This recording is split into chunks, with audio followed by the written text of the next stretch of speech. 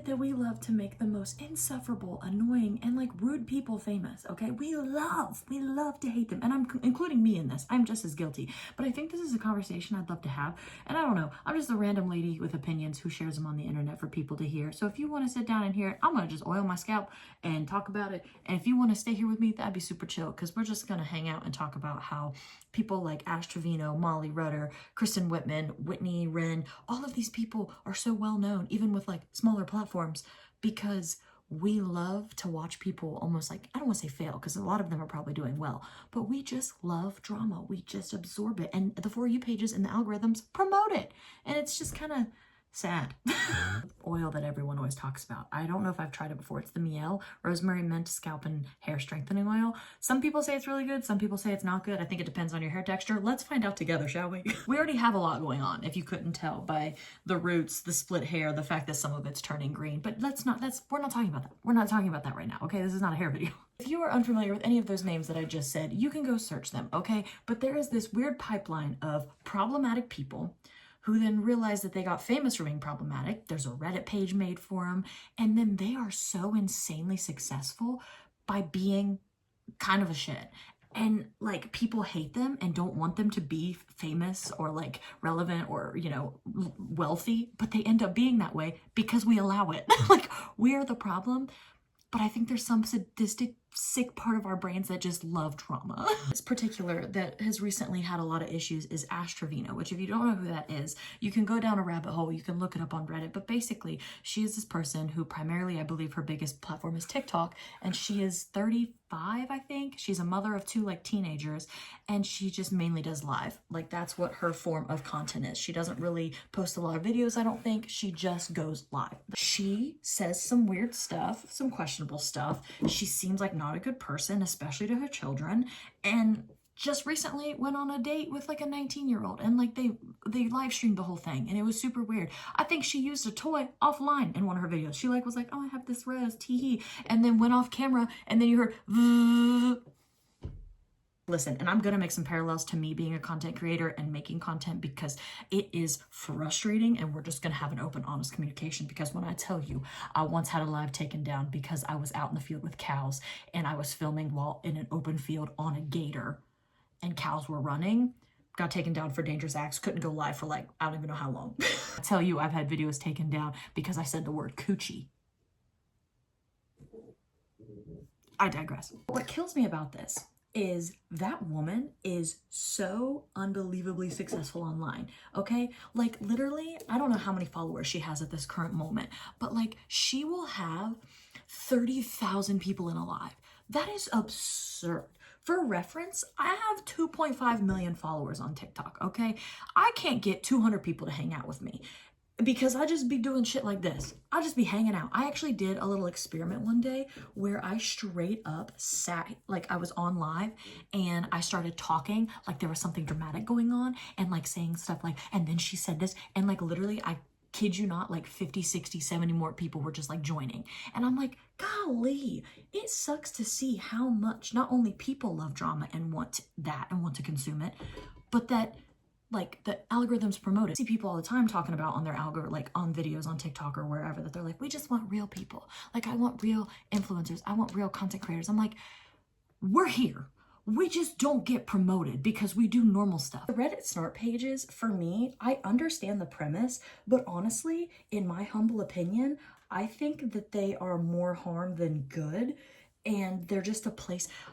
People have this weird idea where if somebody is a shitty person, you're allowed to be shitty to them. And I just don't think that's how that works. Because when I tell you that I have been in the like Kristen Whitman and like Whitney Wren, which those are two girls, they're younger than me. I think they're both like early to mid 20s. I don't really know a bunch about them, but the dramas they get into are like, it's been a lot of like stuff, and they're all in Florida. They've dated each other's exes, and there's baby dads involved, and there's a lot of stuff of like friends not being good friends, and they will post drama and like be messy and spill tea, all that. But like what kills me about it is their snark pages are vile, okay? Like I understand that they have been called out for some heinous stuff, okay? And they might not be good people, but that doesn't mean that now in a group together people can come for people's looks, because that doesn't even just negatively affect that person, that affects everybody. Because when I tell you, the Whitney Wren girl is an attractive girl, okay? And she has a very, I don't even think she's mid-size. I honestly would say that she's, I hate to guess somebody's size, but I'm only going to do it because it's relevant here. I would, if she was wearing a size 8 pant, I think I'd be shocked. I feel like that girl's probably like a size 6, size 8, okay? And they will call her gorilla, acting like she's so huge in that chat. And I'm like, is this constructive? Like, what is the point of this? Okay. And then like Kristen, they call her Chris Stanky and all these mean things. And I don't think hers are as bad, other than they just like aggressively try to find like bad angles of her and be like, look how unattractive she is, which like, they're both beautiful girls. Okay. You can't deny that. I don't know why you want to like come at their looks, because I think that's the lowest blow. That's the lowest hanging fruit, is to come for somebody's appearance in any way. But what really pisses me off is Kristen is engaged. They're engaged. I don't think they're married yet, to this guy named Jacob. And they always call him gay boy and stuff because he has more like feminine qualities. And again, just because these people might have done heinous things, like I know there's been racist allegations, I know that there's been like mistreating animal allegations, and all of that is fair reasons for them to be shitty people. But that doesn't mean you get to be shitty back. Continuing this weird rhetoric that men have to be hyper masculine, and if they're not, they're gay. Like, that gets us nowhere. And also, this sounds bad, but like I feel like it's a little bit pathetic of how much time and energy is spent in these Reddit threads, because people will have every moment. They will have their Snapchat, their TikToks, their Instagrams, every single aspect of their life they are watching constantly to just like watch a misstep. And while again, they are problematic people who need to be like called out for those things, you're just like, I think it's only doing the opposite. It's just making them relevant. Because when we sit here and we talk shit about these people, what's the first thing you guys are going to do if you didn't know the people I named? You're probably going to go look them up and then engage with their content. That's just helping them. So I'm not sitting here and saying I'm higher than anybody on a morality perspective and that I'm not a part of the problem, because I am. I consume commentary, I consume drama stuff just as much as the next person, but I also sit here and go, but this is the problem. And I don't get mad that somebody like Ash Trevino is popular and makes a lot of money. I don't get mad that Kristen and Whitney make good money and have a successful podcast. I'm not gonna sit here and lie to you. I get a little jealous, a little envious, and frustrated, because I know that I think my content's pretty decent, and I feel like it's the like more like realistic, chill, laid back content that people say they want. But then I'm like, the moment I try to do some dramatic stuff, y'all eat that shit up. The moment I would get into a scandal, y'all would eat that shit up. But otherwise, I'm sitting here chilling with no views. It's so weird. It's so weird. And we are the product of our own problem. Like, if we don't want these people to have platforms, we have to just completely ignore it. And I know that's hard because I don't want to do that either. But I have tried to do that more often, of just not seeking out the drama. And then I will say, I do really love commentary, because then it's a way of being able to watch something that I might have wanted to watch without promoting that particular person. Which is still problematic, but it's not as, it's like a workaround, you know? It's not perfect, but it's a little bit better.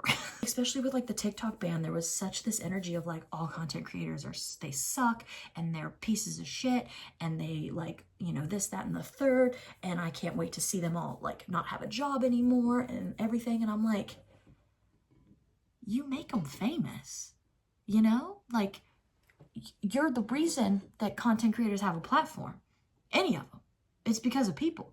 Regardless of if it's good content that brings people back because they want to enjoy that content that's decent and they like that person for them as a person, or if it's they hate watch them. And hate watch is such a big fucking category we don't talk about enough. It's how reality TV is so freaking successful, because we don't care about real life. We just want the drama. We need to like rewire our brains. Because like I said, I'm guilty of it too. I'm not sitting here coming to you like, I never consume any of that. No, my podcast is literally this. If you like this, check out my podcast, because I love to give my 2 cents to be chronically online. Snark pages, I don't think they're good.